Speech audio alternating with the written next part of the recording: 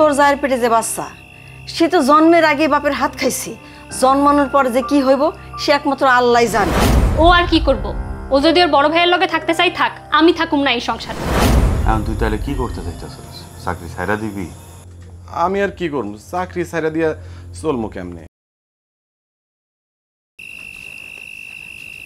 I শুনতেছো? আরে মোবাইলটা রাখো না। মোবাইলে অফিসিয়াল কাজ করছি তো। তুমি আমার কথা শুনো একটু। সুমি, আসোস মা? হ্যাঁ মা, আসো ভেতরে আসো। জামাই বাবা যে আছে? জি আম্মা, আসেন আসেন আম্মা, বসেন।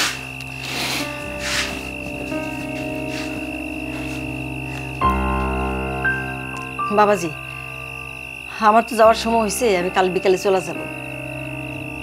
যাওয়ার আগে তোমার কিছু কথা বলতে চাইছিলাম। কি কথা বলতে চান বলেন। আসলে তোমার ভাইয়ের যে অবস্থা দেখলাম তাতে আমি কি বলি। এদিকে আবার 7 মাস চলে, 2 মাস পর ডেলিভারি। হ্যাগো কাছে তো একটা কানা করিও নাই, সব টাকা তো তোমার জামাইয়েরই দিতে হবে। কি কম মা? হ্যাঁ বাবাজি, এই দুনিয়াতে কেউ জন্মায় রাজকপাল নিয়া, কেউ জন্মায় ফকিরা কপাল নিয়া। সুমি, তোর জায়ের পেটে যে বাচ্চা, সে তো জন্মের আগে বাপের হাত খাইছে। জন্মানোর পর যে কি হইব সে একমাত্র আল্লাহই জানে। তা বাবাজি, আমি তোমার কাছে আমার মেয়েরে বিয়ে দিচ্ছিলাম, আমার মেয়েরা তোমার পছন্দ করে। আমি তোমার বংশ পরিচয় কোনো কিছু জানতে চাই নাই, না জেনে এক কথা মেয়ের উপর ভরসা করে তোমার বিয়ে দিলাম। এখন যদি তোমাদের সংসার এইভাবে চলতে থাকে, তা এখন তুমি কি সিদ্ধান্ত নিলা? ও আর কি করব? ও যদি ওর বড় ভাইয়ের লগে থাকতে চাই থাক, আমি থাকুম না এই সংসারে। সবই তো বুঝলাম, কিন্তু আমি তো হুটহাট করে কোনো ডিসিশন নিতে পারি না, তাই না? একটা এত বড় ডিসিশন একটু আমি চিন্তা করি। আমি তো তোমার আগেই কইছিলাম বাবা, তোমার অফিসটা আমার বাড়ির কাছে, আমার বাড়ির থেকে তুমি অফিস করো না। তুমি তো আমার কোনো কথাই শুনলা না। না শুনলেও এখন শুনতে হইব। এত অভাবের সংসার আমার আর সহ্য হইতেছে না, আমি আর এই সংসারে থাকুম না। আচ্ছা ঠিক আছে, আমি দেখতেছি কি করা যায়।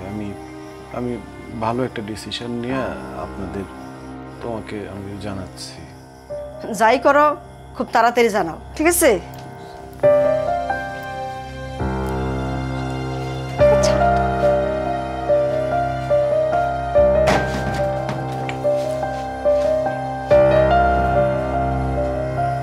কেমন করো, কাছে আসো। ভাই ভাই বাবুল, আয় ভিতরে ভিতরে।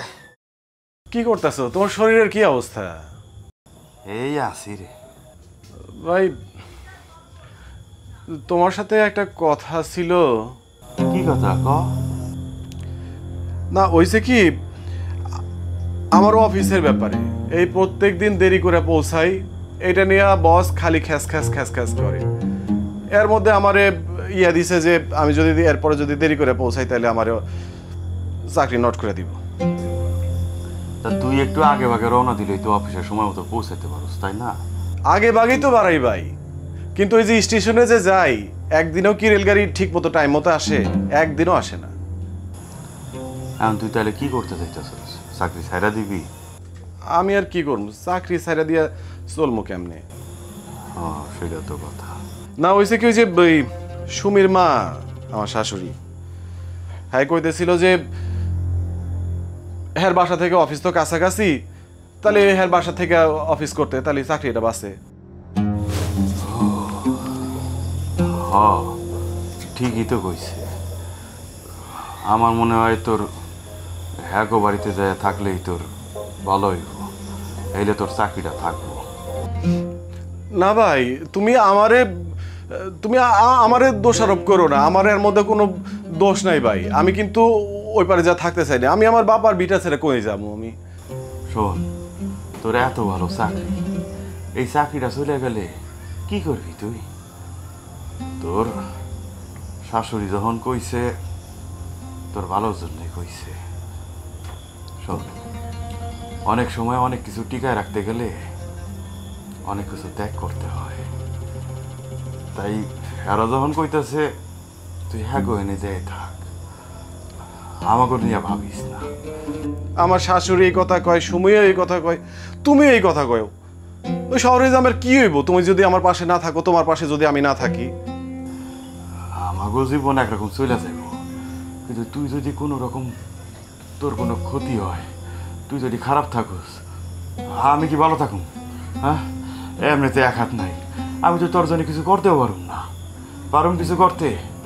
এখন এই সময় এক ভাই অচল হয়ে গেছে, আরেক ভাইও যদি অচল হয়ে যায়, সংসারটা কই যাবো চিন্তা করে দেখছোস? তুই এক কাম কর, তুই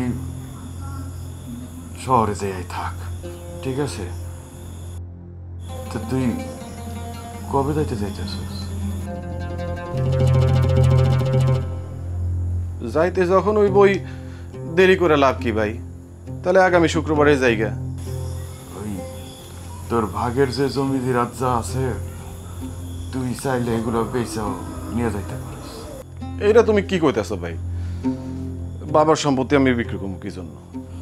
তুই শহরে চাকরি করিস, এখন যাই আবার শহরেই থাকবি, তাই তোর এই গ্রামে তো তেমন একটা যাওয়া আসার অতটা দরকারও হইব না।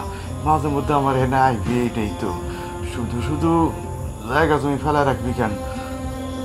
এনতে পয়সা নিয়ে আর তুই একটা কামে লাগাইলি। ভাই আমার দেরি হয়ে যাইতেছে, আমি জায়গা।